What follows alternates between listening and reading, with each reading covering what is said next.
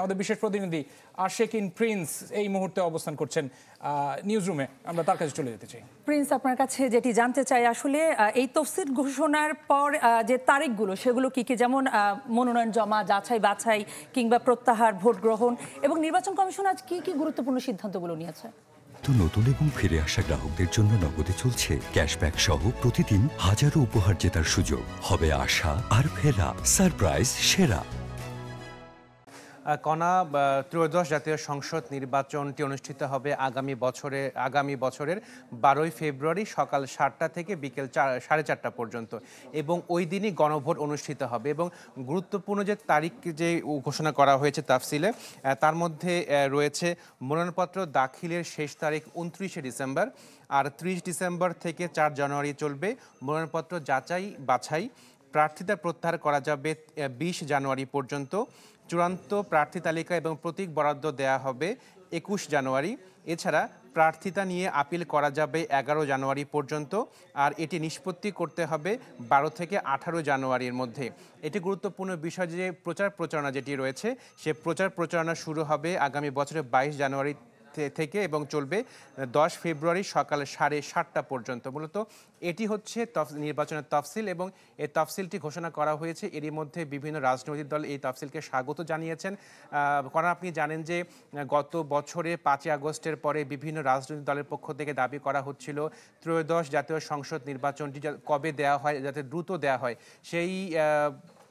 সেই প্রত্যাশা বা সেই দাবি মেনেই কিন্তু অন্তর্বর্তী সরকারের পক্ষ থেকে ঘোষণা করা হয়েছিল যে আগামী বছরের ফেব্রুয়ারির প্রথমার্ধে নির্বাচন অনুষ্ঠিত হবে। এর প্রেক্ষিতেই মূলত নির্বাচন কমিশনের পক্ষ থেকে আজকে ত্রয়োদশ জাতীয় সংসদ নির্বাচন তাফসিল ঘোষণা করা হলো। তো এই নির্বাচনে নির্বাচন কমিশনের পক্ষ থেকে বলা হয়েছে যে অন্যতম চ্যালেঞ্জ হচ্ছে একই দিনে জাতীয় সংসদ নির্বাচনে ভোট গ্রহণ এবং গণভোট। তো এই কারণেই মূলত সকাল 7:30টায় ভোট গ্রহণ শুরু হবে এবং শেষ হবে বিকেল 4:30 পর্যন্ত। এছাড়া এই নির্বাচনের অন্যতম চ্যালেঞ্জ হিসেবে দেখা হচ্ছে এআই, মিসইনফরমেশন এবং ডিসইনফরমেশন। এবং এই ডিসইনফরমেশন রোধে নির্বাচন কমিশনের পক্ষ থেকে বলা হয়েছে যে নির্বাচনের সময় নির্বাচন কমিশনে একটি মনিটরিং সেল গঠন করা হবে। তারা সেটি সেন্ট্রালি নির্বাচন কমিশনে বসে এই বিষয়টি তারা বিচার বিশ্লেষণ করবেন এবং প্রয়োজনীয় পদক্ষেপ গ্রহণ করবেন।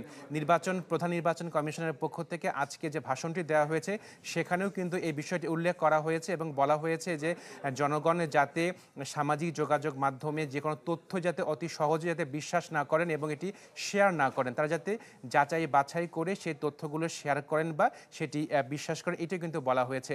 আরেকটি বিষয় হলো নির্বাচনটি হবে বিভিন্ন রাজনৈতিক দলগুলোর মধ্যে।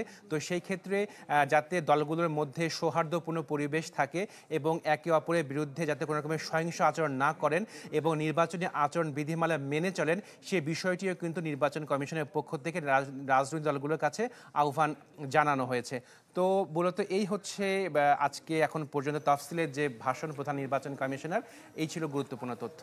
আরেকটা বিষয় একটু জানতে চাই প্রিন্স, আপনার কাছে তফসিল ঘোষণা মানে তো শুধুমাত্র ভোটের তারিখ ঘোষণা নয়, নির্বাচনী আচরণ বিধির ক্ষেত্রে সেটি বাস্তবায়নে কোনো ধরনের দিক নির্দেশনা ইসির পক্ষ থেকে এসেছে কিনা? আসলে যে ভাষণটি দেওয়া হয়েছে সে ভাষণটি মধ্যে কিন্তু বলা হয়েছে দলগুলো যাতে নির্বাচনী আচরণ বিধিমালা মেনে চলেন। তো আজকে যেহেতু তফসিল ঘোষণা করা হয়েছে, এখন নির্বাচনী আচরণ বিধিমালা কিভাবে প্রয়োগ হবে, কেউ যদি ভঙ্গ করে তাহলে তার শাস্তি কি হবে, তো এটি কিন্তু এখন নির্বাচন কমিশনের আন্ডারে চলে গেছে। তো এখন সেটি কিন্তু পুরো দেখভাল করবে নির্বাচন কমিশন। বলা হয়েছে যে রাস্তাঘাটে যে পোস্টারগুলো রয়েছে সেই পোস্টারগুলো ছড়িয়ে ফেলতে বলা হয়েছে এবং একই সাথে 48 ঘন্টার সময় দেওয়া হয়েছে। যদি এর মধ্যে পোস্টারগুলো না সরানো হয় তো সেই ক্ষেত্রে কিন্তু আসলে নির্বাচন কমিশনের প্রয়োজনীয় ব্যবস্থা গ্রহণ করতে পারবে আইনের আলোকে। প্রিন্স, আপনাকে ধন্যবাদ।